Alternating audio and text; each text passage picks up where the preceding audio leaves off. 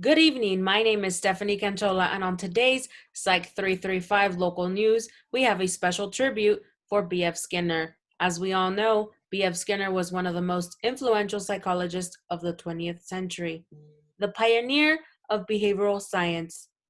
B.F. Skinner was born on March 20th, 1904, in a small town just up the hills of Pennsylvania. With just one younger brother, they came from a warm and stable home, who he then went on to attend Hamilton College, where B.F. Skinner decided he wanted to become a writer. Soon after, at the age of 24, he enrolled in the psychology department of Harvard University, where he found his first mentor, William Kroger, who was just as hard-driven like him. His goal there was to relate behavior to experimental conditionings, to which later he wrote his first book, The Behavior of Organisms, published in 1938. By the age of 32, Skinner married Yvonne Blue and started a family, to which they welcomed their only daughter, Julie. He then started his first teaching job, to which he encouraged all his students to experiment. Within that time, he conducted certain experiments and research that will be mentioned by Leslie. Thank you, Stephanie, for that brief introduction.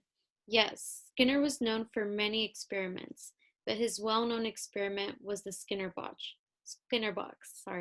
which focused on behavior that demonstrates operant conditioning. As he said, the real problem is not whether machines think, but whether men do, meaning that this study was used to record animals such as rats and pigeons' behavior in a compressed time frame and analyze their progress. The animals were placed in a box and went through different stages. Based on their behavior, the animal would either be rewarded or punished. This is what he identified as operant conditioning. There were two different types of reinforcements, positive and negative.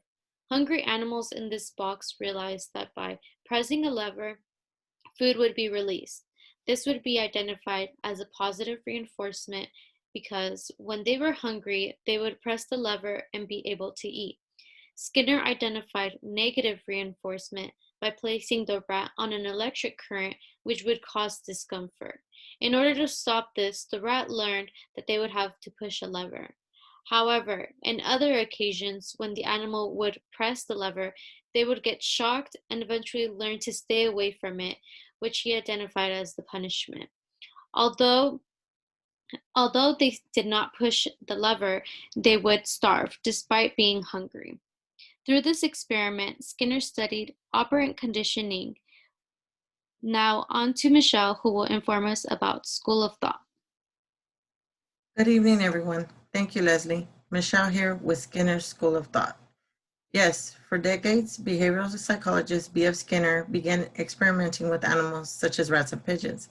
He was very interested in what he could make them do.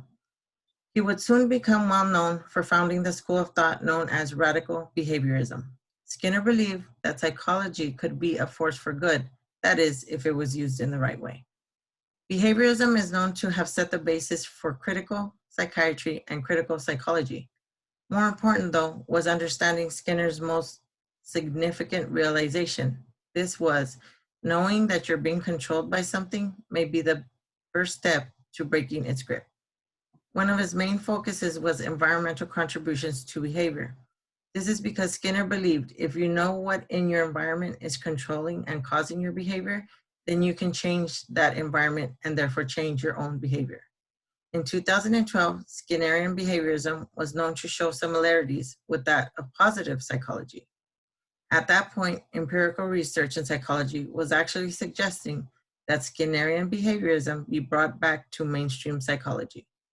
As we all know, Skinner is most famous for the operant conditioning chamber known as the Skinner box.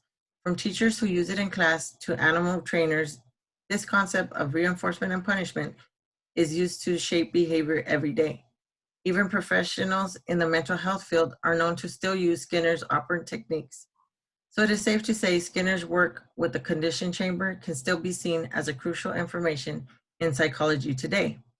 In the words of B.S. Skinner, if you're old, don't try to change yourself, change your environment. Up next, we have Aliza and David with Skinner's contributions. Yes, thank you, Michelle.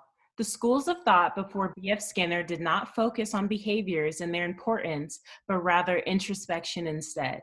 In fact, prior to Skinner, schools of thought such as structuralism and functionalism were the standard in psychology. Skinner introduced psychology as purely a science and not a philosophy. His ideas regarding behaviorism changed the norm by taking away introspection and instead studying the whys of behavior. By studying the whys, clinicians today are able to understand the motivations behind certain harmful behaviors to hopefully prevent and offset the likelihood of their reoccurrence in the client. For example, in depressed patients, doing the opposite action of a desired behavior can result in improved moods. But as most psychologists agree, it does not represent psychology or psychotherapy as a whole.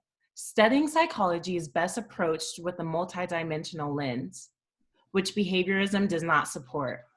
Though his work was based only on behaviorism, it added another perspective to the science of psychology. Here's to you, David.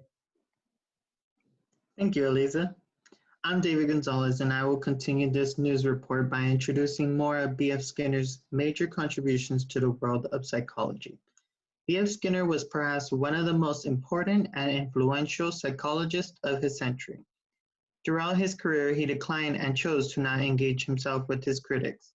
Skinner believed that the concept of free will was simply an illusion and how all human action was a result of conditioning. He also made an influence on ideology and literature. He developed the theory of operant conditioning, which is the idea that behavior is determined by its consequences, which would make it more or less likely that the behavior will occur again. Skinner's theory played an important role in helping psychologists understand how behavior is learned. Behaviorism has made significant contributions to psychology. These contributions include insights into learning, language development, moral and gender development, etc. Skinner's views on consciousness, problem-solving, brain function theory, and explanation, and many more can be found in his book, The Selection of Behavior, The Operant Behaviorism of B.F. Skinner, Comments and Consequences. Thank you. Yes, B.F. Skinner was a pioneer in psychology, and this concludes our segment on him. I would like to end in a quote in which he said, "A person who has been punished is not thereby simply less inclined to behave in a given way. At the best, he learns how to avoid punishment." That is all with Psych 3357's local news. Remember to stay safe and be COVID friendly.